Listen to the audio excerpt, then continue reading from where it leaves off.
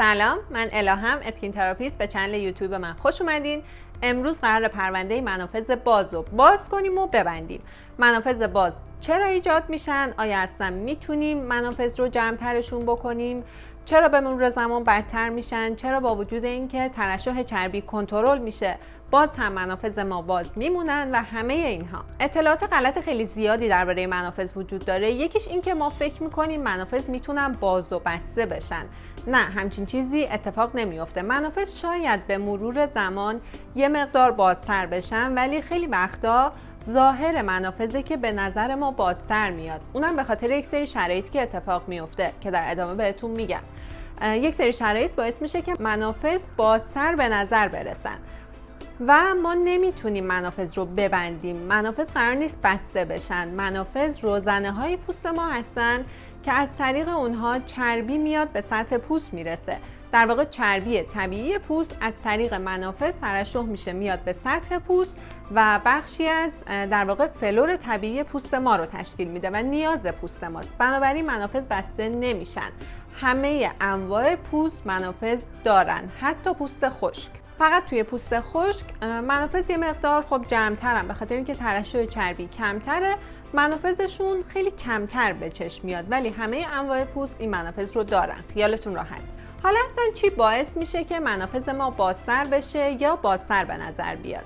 یکی از اصلی ترین دلایلش افزایش ترشح چربیه. خب گفتیم منافذ در واقع محل عبور چربی هستن، محلی هستن که چربی ترشح میشه میاد به سطح پوست. بنابراین وقتی که میزان ترشح چربی به هر دلیلی توی پوستی زیاد بشه، این چربی برای اینکه راهی پیدا کنه بیاد برسه به سطح پوست، ناخودآگاه یه مقدار منافذ رو بازتر میکنه، گشادتر میکنه که بتونه بیاد به سطح پوست برسه. پس یکی از دلایلش افزایش ترشح چربیه.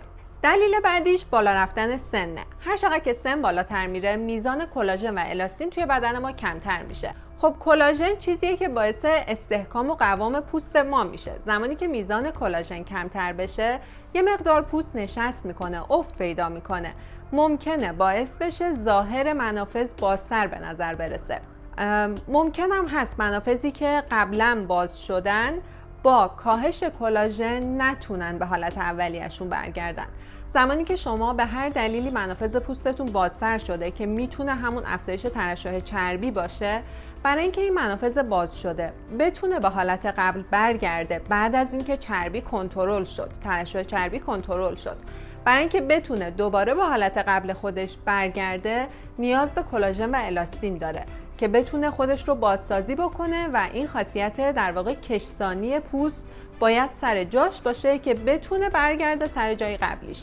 زمانی که میزان کلاژن و الاستین توی پوست کم باشه، توانایی پوست برای جمع کردن منافذ کاهش پیدا میکنه. بنابراین به هر دلیلی منافذ شما بازتر شده باشن، اگر میزان کلاژن و الاستین کم باشه، قادر به در واقع جمع کردن منافذ نیست پوستتون.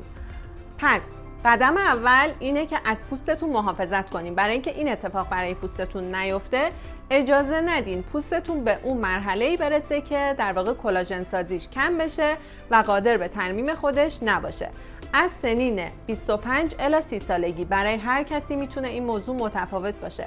سن کمکاری کلاژن برای هر کسی میتونه متفاوت باشه، ولی از حدود 25 الی 30 سالگی رتینول رو وارد روتین پوستیتون بکنین که از کمکاری کلاژن یا در واقع کاهش کلاژن توی پوستتون جلوگیری کنین. دلیل سومی که باعث بازتر دیده شدن منافذ شما میشن، رنگ پوسته. چه قبول بکنین چه نکنین، یک دست بودن رنگ پوست توی سالم به نظر رسیدن پوست خیلی موثره. پوستی که دچار التهاب، پوستی که قرمزی داره به خاطر آکنه، به خاطر چربی زیاد، به خاطر حساسیت، مشکلاتی مثل روزاسه، پوستی که قرمزی داره و التهاب داره، ناخودآگاه منافذش بیشتر به چشم میاد. بنابراین زمانی که شما این قرمزی و التهاب رو کنترل بکنین، قطعاً ظاهر منافذ هم بهتر میشه. حتی اگر منافذ جمع‌تر هم نشه، به نظر کوچیک‌تر میرسه. حالا برای منافذ باز باید چیکار کنیم؟ قبل از اینکه بگم چیکار کنیم، بگم چیکار نکنین.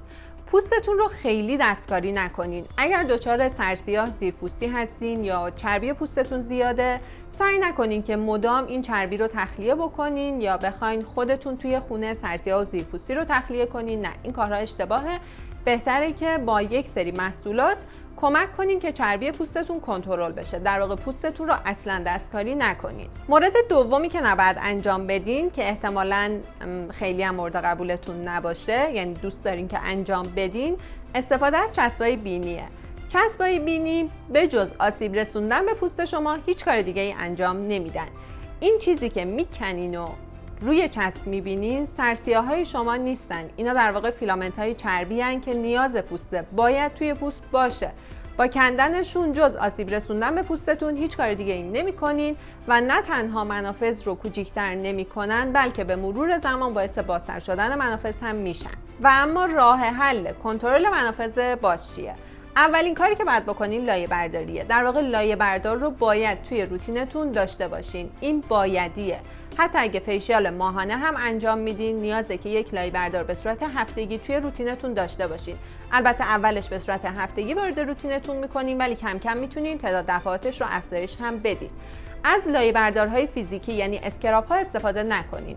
اسکراب ها حتی اگر از مواد طبیعی هم ساخته شده باشن، یعنی از پوست گردو یا هسته زردآلو یا هر چیز دیگه ای، اینها ممکنه روی پوست میکروخراش ایجاد کنه، چون معمولا این ذرات ریزشون به یک اندازه و یک شکل نیستن. گوشه های تیزی داره که ممکنه روی پوستتون میکروخراش ایجاد کنه و به مرور زمان به پوست آسیب بزنه. پیشنهاد من استفاده از لایه بردارهای شیمیایی AHA، BHA، اینا خیلی مناسب ترن. اگر پوستتون چربه و منافذ باز داریم، BHA یا همون سالیسیلیک اسید براتون مناسب تره.